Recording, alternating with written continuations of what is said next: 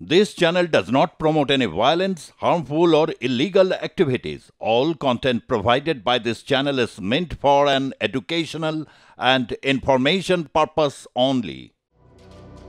নিপীড়িত হিন্দুদের মুখ ইসকনের চিন্ময় কৃষ্ণ দাসপ্রভু গ্রেপ্তারের প্রতিবাদে সংখ্যালঘু হিন্দু সম্প্রদায়ের আন্দোলনে উত্তাল বাংলাদেশ।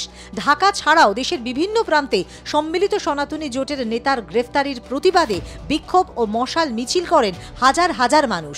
চিন্ময় প্রভুর মুক্তির দাবি জানান তারা। বিক্ষোভে পুলিশের সঙ্গে আহত হন অনেকেই। ঢাকার পাশাপাশি চট্টগ্রামেও পথে নামে সনাতনী সম্প্রদায়ের মানুষেরা।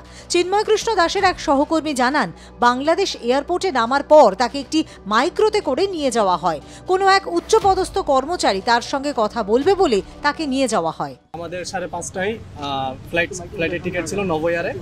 তো সেই হিসেবে আমরা 3:40-এর দিকে 45-এর দিকে ওখানে পৌঁছেছিলাম। তো আমরা যে গাড়ি থেকে নামলাম, আমাদেরকে কিছু সংখ্যক কর্মকর্তার মতো ওদের পাশে গান ছিল।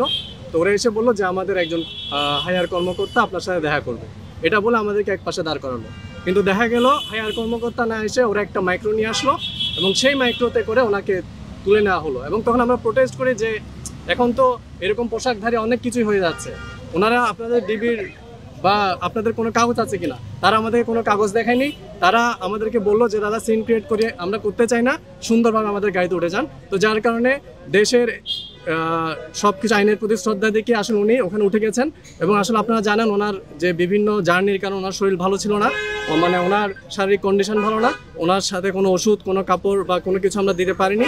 তো ওনাকে এককভাবে তুলে নিয়ে যাওয়া হয় এবং আমরা ফলো করে এই পর্যন্ত এসছি এবং ওনাকে এই গেটে ঢোকানো হয়েছে, এই কেন্দ্রে ঢোকানো হয়েছে। তো এই হচ্ছে মানে এইভাবে ওনাকে তুলে নেওয়া হয়। কোনো কাগজ তারা ওরা সিভিল ড্রেসে তুলে নিয়ে যাওয়ার সময় এবং আমরা যে গাড়ির নাম্বার প্লেটও দেখি, তো এটা কয়টা মানে এটা হচ্ছে যে 3:50-55 থেকে এবং সিসি ক্যামেরায় আপনারা দেখতে পারবেন। গ্রেফতারির পরই আদালতে পেশ করা হয় বাংলাদেশ সম্মিলিত সনাতনী জাগরণ জোটের মুখপাত্র চিন্ময় কৃষ্ণ দাস ব্রহ্মচারীকে। আদালত তার জামিন নাকচ করে তাকে কারাগারে পাঠানোর নির্দেশ দেয়।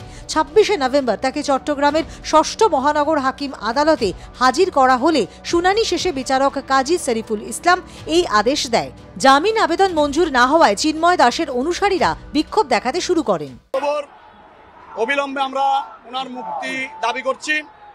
আপনারা জানেন ওনার বিরুদ্ধে রাষ্ট্রদ্রোহ মামলা হয়েছে, যদিও এটা একেবারে একটি অবান্তর একটি মামলা। এই মুহূর্তে আমাদের মূল দাবি চিন্ময় প্রভুর মুক্তি দিতে হবে।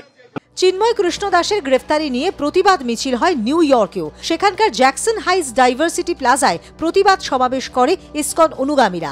এ রাজ্যেও বিধানসভার বাইরে প্ল্যাকার্ড হাতে স্লোগান দিয়ে তুমুল বিক্ষোভ দেখান বিজেপি বিধায়করা। বিরোধী দলনেতা শুভেন্দু অধিকারীর নেতৃত্বে চলে বিক্ষোভ।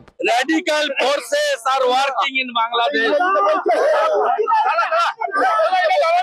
I appeal all the Hindus around the world to come together and protect the existence of Hindus in Bangladesh. We will start our agitation very aggressively, continuously, if this type of atrocity not stop immediately.